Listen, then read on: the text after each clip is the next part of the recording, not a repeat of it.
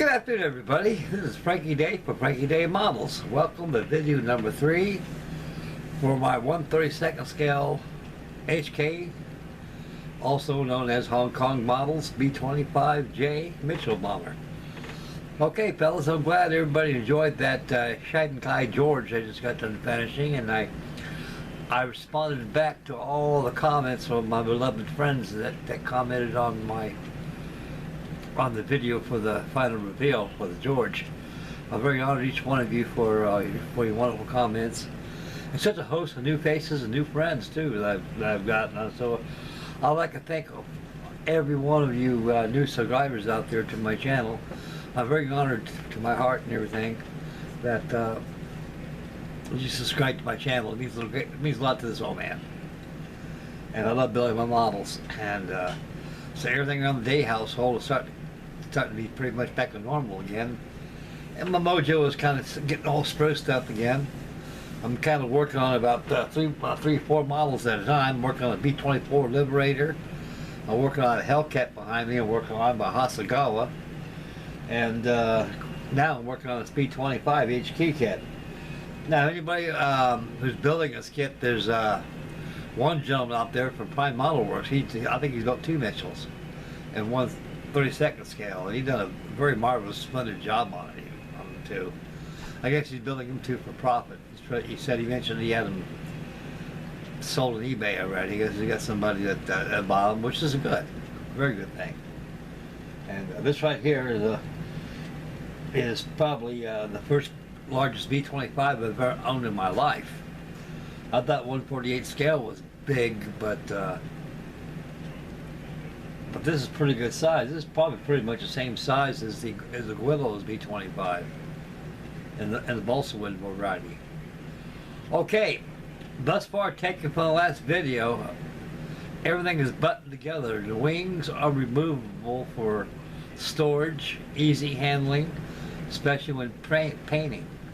And I got my metal landing gear installed, and that's a must on these big birds, fellas. I cannot stress any more than replace those plastic landing gear struts for white metal or brass.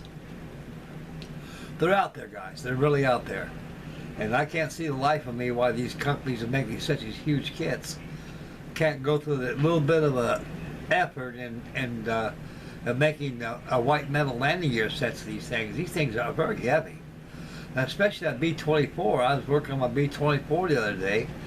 I got it pretty well dry fitted together. That's big, and that has a lot of weight to it. I mean, good God, that thing weighs probably about 7-8 pounds. I know this Mitchell weighs pretty about 3 or 4 pounds, probably about almost 5 pounds. This B-25 weighs almost, and that's a lot of weight on styrene landing gear struts. Because eventually, this thing's big. I already bought this thing about 10-12 times already with the metal landing gear. So the landing gear took the stress test pretty well with white metal landing gear, but just bop once on the plastic landing gear and you'll snap that darn oleo, and pretty soon your will hurt, and once you glue it back together again, it'll never be the same as it was before it was broken. That's like breaking a man's leg, you know. Once it's healed up, the break is still there, but it's healed over. And it'll break again. And so it's a must to replace these landing gear struts. Like I say, you're taking a chance if you go ahead and use the kit's landing gear. No matter how good and pretty it looks and detailed it is, you got to have something to hold up this model. Okay. Right now, I've got the cowlings all done. Now they give you an option in the kit. And you can have all the removable service panels around the cowling can be removed, only revealing the engine itself, and also with the cowling glued up against the nacelle, showing the whole engine in its entirety just by looking at the outside. Or you just go ahead and just cement in your service panels, glue them, and use wet dry sandpaper and kind of smooth things out like I did in these here. Or you just go ahead and do the same and you can just go ahead and slip the cowling off and on, and you can still see the engine. Okay, we'll swing around here to take a look at the Billy Mitchell right here to show you how much I got done. I didn't make no stills in this one, fellas, but the next one will be stills.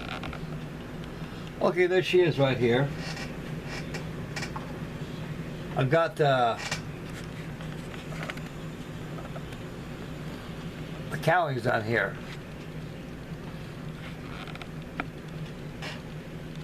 I have the bombardiers compartment all finished. I need to paint this. I'm on it right now. And details need to be painted and picked out. Ammunition belts need to be painted. A wash needs to be added to that. When it's done, it glues up right in here.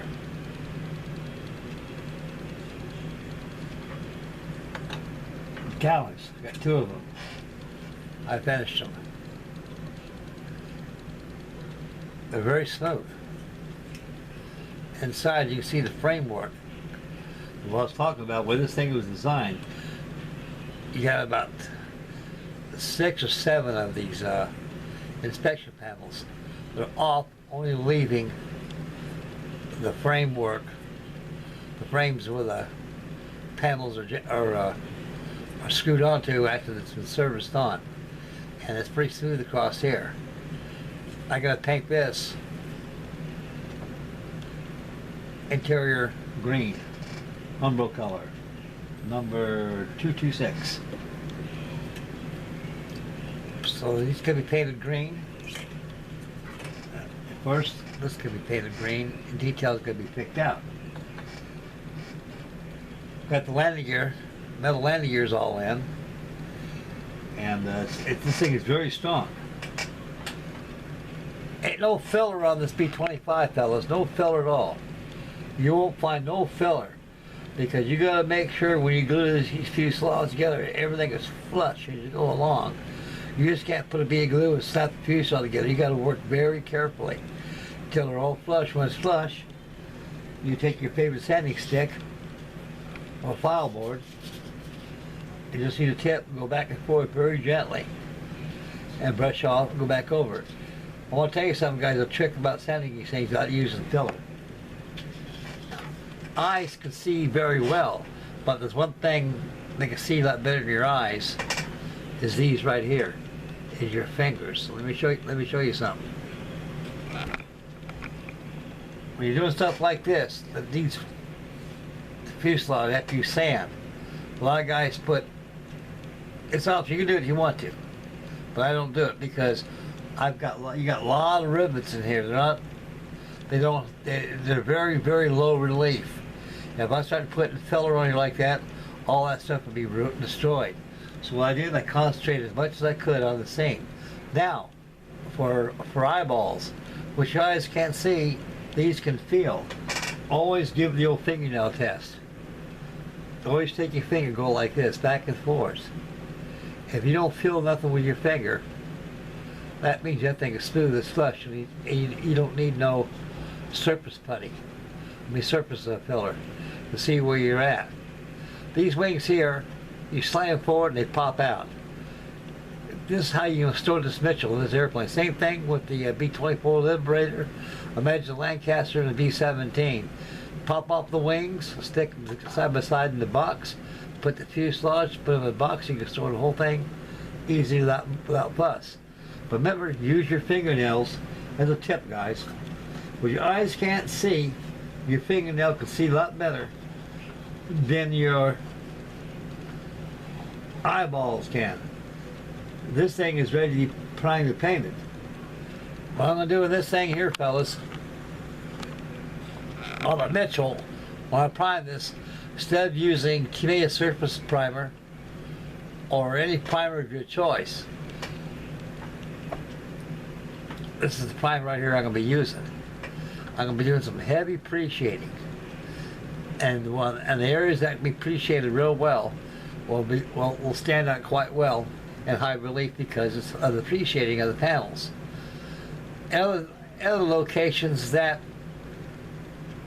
that haven't been primed, that are bare plastic, I'll give a little mist. I'll fill in the plastic with a light mist in this black here. Now, when the black is all done, I'll use this aluminum. To me, aluminum. Don't use that Testra's Model Master.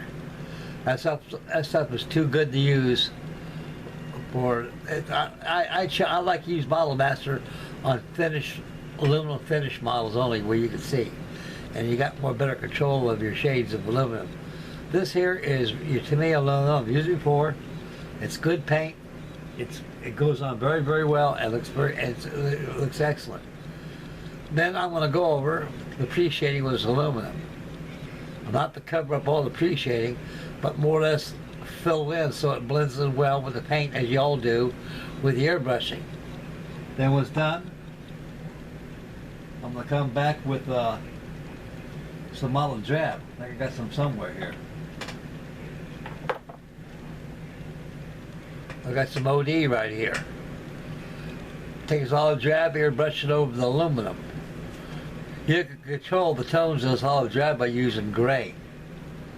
So I'll be using that with different shades off and on. Give this thing an aesthetic old look.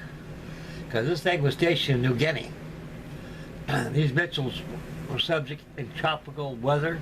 Hot, humid, rainy, nasty, sticky, tropical, humid weather.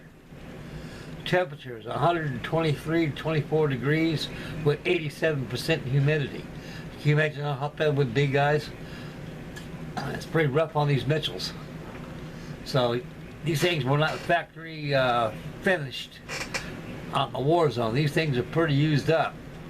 Now for chipping, Prime Model Works gives you a very, very good tutorial on this B-25 for the chipping method. Now, before you apply the olive drab over the aluminum, get your liquid mask. It don't matter what type of liquid mask you got, Micro or Gunzel Sanyo or Mr. Hobby or whatever they got out there. Whatever you can get yourself a small artist brush. And you dip it in that little bottle here, this liquid mask right here. You dip it along your panel lines, just like Prime Model Works. You watch this man, and he'll show you how it's done. I used to do that method years ago, but I forgot how to do it until I saw the gentleman do it in his B-25. I said, oh yeah, that's a lot better than using a sponge or a stipple brush. And you know what's good about it is, once the olive drab is on, it's over the mask, you take your fingers and just give it a little rub, and stuff will come right off. And you can see the beautiful chipping on there. So there'll be some chipping on here. There'll be a lot of time on the paint thing on this thing. I'll be going with a lot of paint. This is a big airplane. And what's good about this thing, I mean, it's so easy to paint. This thing can be painted subassembly wise. You got 3 subassembly wise. You got 2 wing panels and you got a fuselage. That's all you got to paint in this bad boy. And each one of them could be painted separately. Easy handling. No fuss, no muss. And you got a little more control than, you know, of how you want to add your weatherings and things. So that's what I'm going to be doing on this. It's going to take a lot of time. Right now, I'm going to go ahead and add number, what was it, 126 I said, or 226? 226. I like this. This is a Humber interior green. This I used in here. When it dried, I give a little bit of a wash to bring out the details and the rest of the painting. And so I've used this. I got to paint, like I said, I got to paint the 2 inside of the cowling. It's also the bombardier compartment that's got to be painted and picked up, and everything's got to be in position. Then I'll go ahead and I got the mask set that came. I sent away for the new decals for this thing and new mask set. So these are Edward mask, and these are a must because you're dealing with a $300 piece of plastic. You don't want to take a chance on masking it with your Tamiya tape or whatever tape you use, and take a brand new fresh number 11 blade and do some cutting. The good advantage is this: it's the expense. It's worth it. Now you get something that costs this much money. It's worth having metal landing gear thumbs up. A mask set for this, thumbs up. And beautiful right here, enough, is the decal set. I got me some new decals for my B-25. I think I showed this on video too. So I got some new decals. Decals that give you is stars and bars and shark teeth. And that's it. But right here at least gives you the air Apaches. It gives you the actual aircraft actually flown. So I'm gonna paint mine the heavenly body. That's what I'm gonna paint mine. And there's all kinds, everything's out there that's special, guys, in 1/32 scale. This is a good kit. I was very lucky. I ran this down at Smitty's Hobby Shop at an estate sale, and for $150 I paid for this. I was very blessed. Because I see on eBay some run $200, $300. A good gravy, you know. And they're getting up there, boys. I'll tell you, this cost of plastic is getting way out of hand. But you know, you just can't help it. Once you got that model building in your blood, you don't care if the expense don't stop you. But like I say, guys, they're taking advantage of us. They give us what we want, but they're sure they're sucking our pockets out. So you got to be careful and spend wisely when you buy these things. Always shop around. As my mom and dad used to say, always shop around before you leave. Because soon enough you get the same thing at a less price. And I did. I was very lucky. Right place at the right time. So I've been picking up my S6F Hellcats. They came in, guys. That's a technical note. I was here video for all model builders, all my friends out there who subscribe to me. Nigel's modeling bench, he's building one right now. I think he posted a video about 11, 12 hours ago. I remember thinking this morning before I went to work. And so he's got to be sure to see Nigel's bench, Nigel's model building bench, and he'll be going over the Hellcats. Well, the Hellcats are in your hobby shops nearest your neighborhood, guys, nearest you. So I called up Russ down there at Smitty's Hobby Shop. Russ says, Frank, I got a bunch of them. They said, I already sold 7 of them already. I said, well, keep one for me, please, because I want to pick one up this Wednesday. And so, I don't know how much they are. I think they're about 150, 160 bucks, somewhere around there. I don't know. But like I say, you know, that's a little expensive, but it's not much cheaper than paying trumpeter and the rest of those big boys. The Hong Kong models and wingnut wings and the rest of them. I mean, you're dealing with big boy money. And you can get big boy kits at a cheaper price too. So I'm very happy and delighted I got this Mitchell for $150 from that estate sale the guy had. So I'm going to return to on her. I should have another video of this probably by, oh good lordy, today's Saturday, Sunday. By Wednesday. By Wednesday I should have a pretty good dent in this thing, good paint work. It's going to take some time to get this thing to look right. $300 model, $150 model, it don't matter. Take your time. You want to get your money's worth, boys. You want to get your money's worth out of these things. Take your time. No foot race. Take your time. And you'll be surprised and be amazed how well they come out when you take your time. Okay, I'm going to take my time.